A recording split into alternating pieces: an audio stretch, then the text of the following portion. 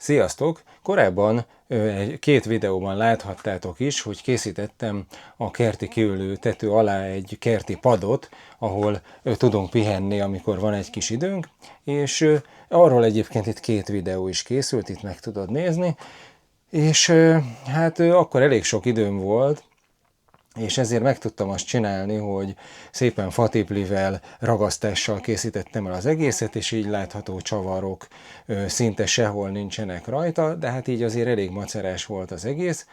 Most ennyi időm nincs, viszont kiderült azóta, hogy hát kellene elé egy kis asztalka is, ahova le tudjuk tenni a poharainkat, vagy az egyéb dolgainkat, amikor kint üldögélünk.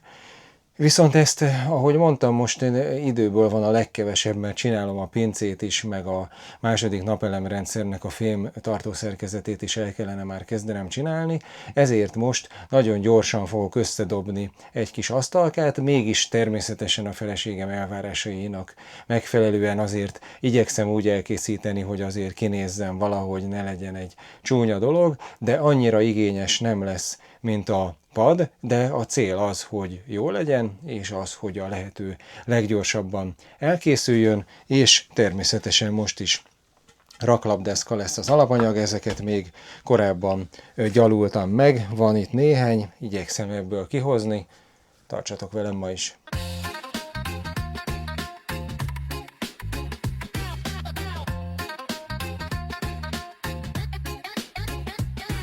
Most még a szokásos hevenyészet rajzomat sem készítettem el, csak fejben találtam ki a szerkezetet. Az asztal lapjához 5 darab 50 cm hosszú, a lapot tartó kerethez 2,36 és 2,40 cm-es, a lábakhoz pedig 4 darab 55 cm-es darabot mértem és vágtam le.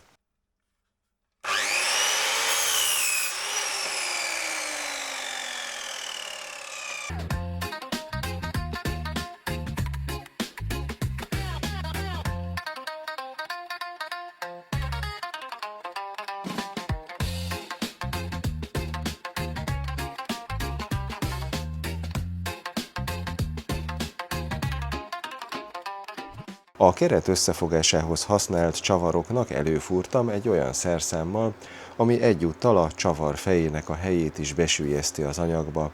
Erre azért van szükség, hogy a csavar feje ne repessze el a fa felületét.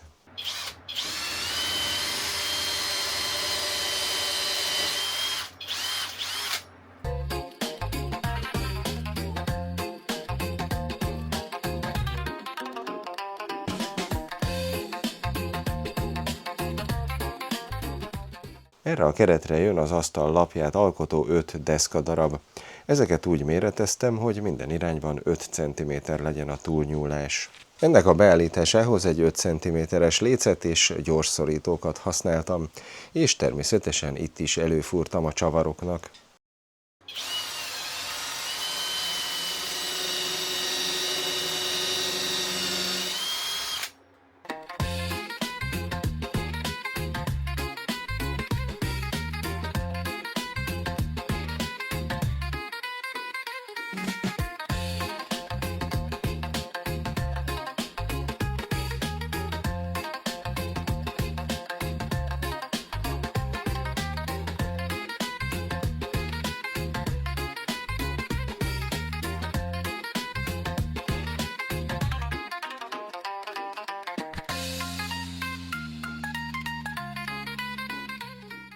Ezután a lábakat a keret belsejébe állítva, gyorsszorítóval megfogatva, előfúrás nélkül csavaroztam oda.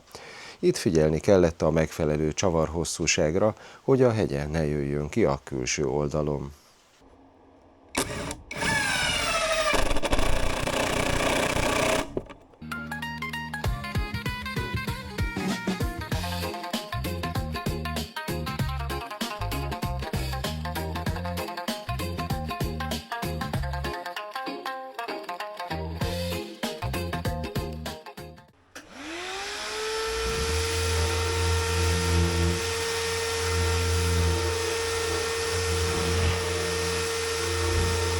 A készre szerelt asztalt a nemrég egy külön videóban is bemutatott Vevor Extender csiszolóval csiszoltam meg minden látható felületén.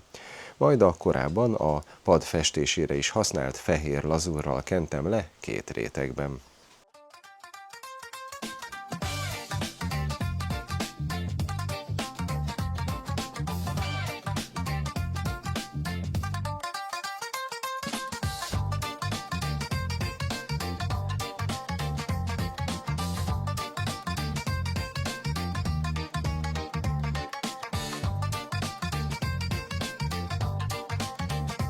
Nos, ilyen lett a kis asztal, amit hát még a korábbi gyalulással együtt is 2-3 óra alatt csináltam.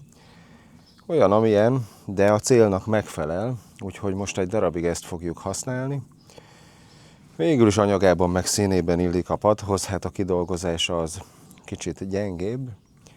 Majd lehet, hogy a jövőben lesz időm, és akkor készítek majd egy szebbet. Ezzel együtt remélem, hogy legalább egy kicsit hasznos vagy szórakoztató volt a számodra ez a videó. Hogyha igen, akkor kérek egy lájkot, iratkozz fel, ha még nem vagy, és találkozunk legközelebb. Sziasztok!